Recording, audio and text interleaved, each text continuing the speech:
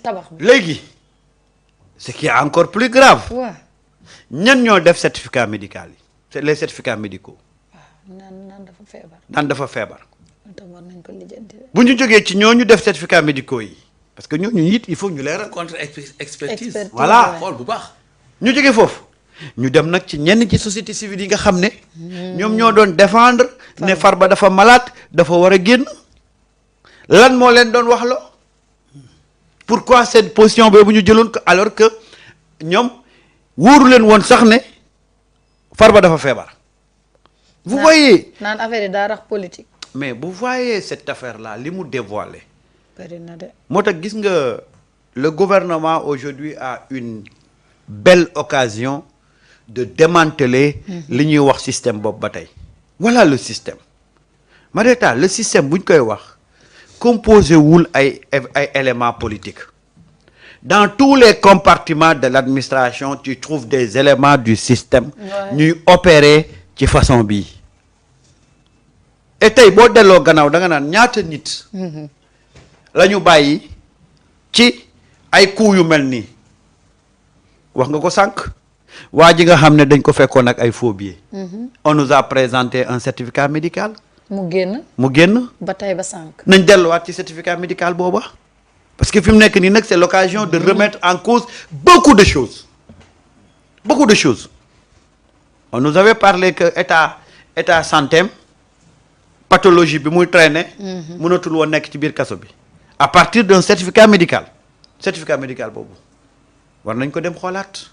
voilà le système ñi ñu bëgg a tëj la ñuy tëj ñi ñu bëgg a tijji ñu tijji leen te toujours nag c'est juste ay nit yoo xam ne ñoo nekk ci administration bi mbubboo ay titre di def li ñuy def c'est une question très grave ñi ko Birame waxee il faut pousser cette affaire-là jusqu'au bout.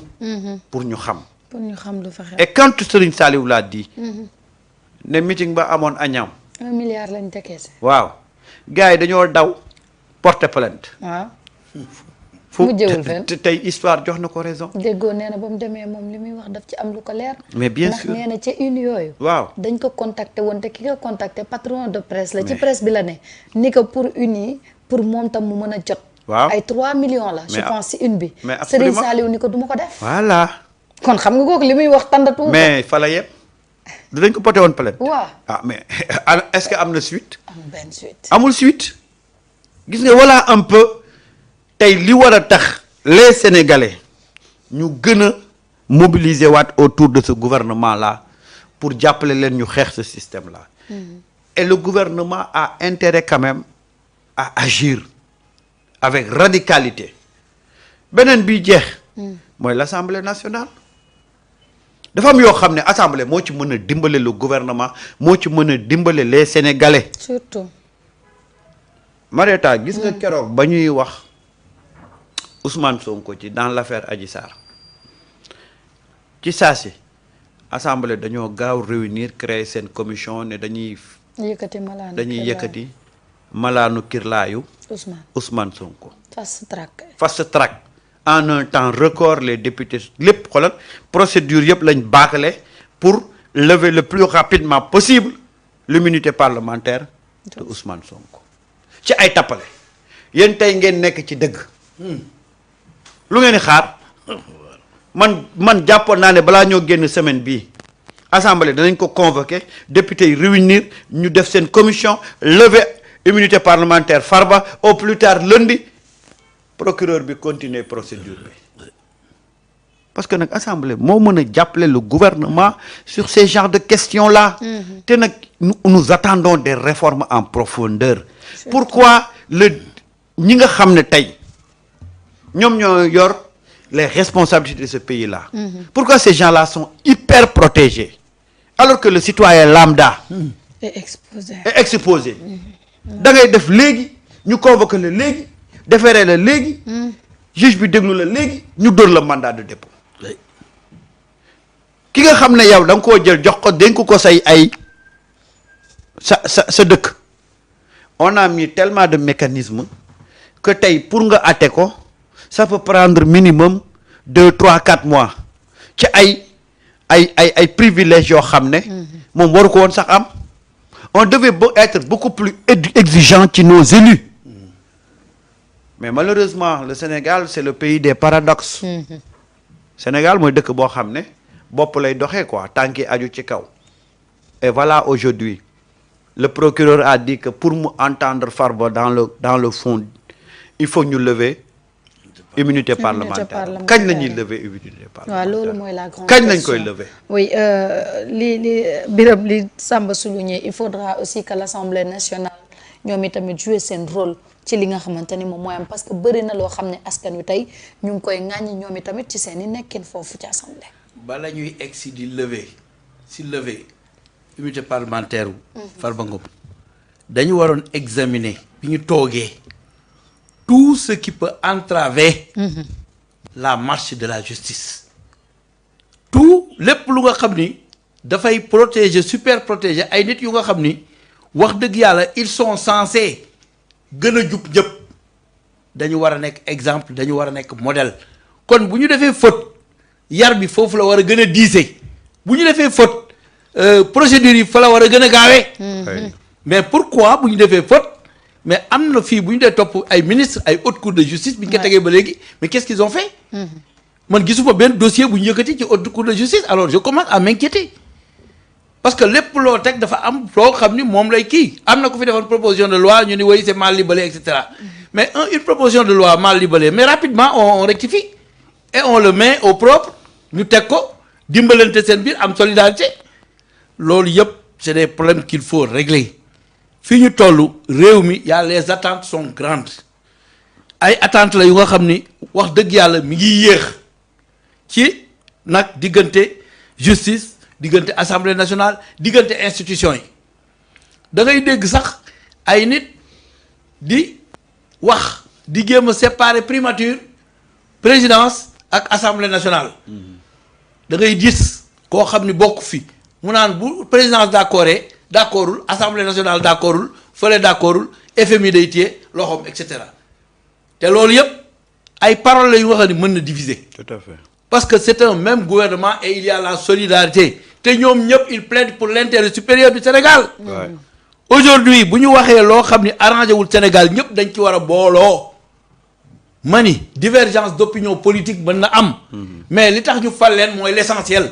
L'essentiel, ce sont les problèmes des Sénégalais. Absolument. C'est l'agriculture, la pêche, c'est l'éducation, mbay mi yooyu mooy essentiel yi loolu moo tax premier ministre yore gouvernement.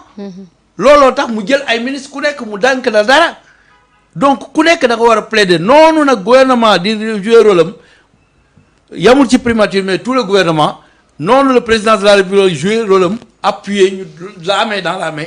ñu indi ay solution ci problème yi assemblée aussi du xuloo du xeex assemblée du ŋàññante assemblée bi ñun la ñu gënoon am yaakaar Pastef est majoritaire. Tout à fait. mais il y a beaucoup de problèmes qui n'ont pas été réglés paradoxe bi mooy loolu man dama ci waaru man interpellé naa ay députés par rapport à ay propositions de loi am na ñoo xam ne dañ ni ma sax non loi yëpp dafa war a jóge ci président man leen yéen def ngeen CM2 non je demande ñoo la wax loolu. est-ce que def ngeen CM2 non il y a des gens qui m'ont dit non affaire yi fële la war a jóge dañu xam fa am projet de loi am proposition de loi bu nga xam ne yow mën nga ko def en tant que député. Absolument. mais ñoom tam ay novices lañu. mais defuñu non mais loolu c'est élémentaire. mais ça c'est les nous sommes à l'ère du numérique.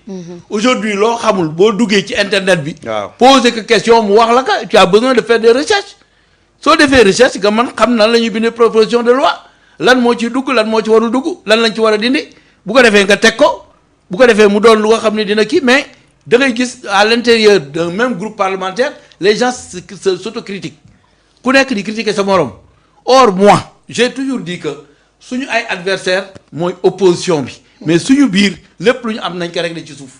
moi je suis pour ça. quelles que soient les circonstances mais léegi dem nañu ba suma sëriñ sëñ Abdou si la mu doon wax nga xam ne mi ngi ñu ci doon avertir à chaque fois. nii àndandoo dem ba gagné moo gën a yomb gagné ba pare àndandoo mais gagné ba pare àndandoo bi mi ngi indi ay problème te loolu aujourd'hui moom la posé tey bi ma ko déggee muy wax.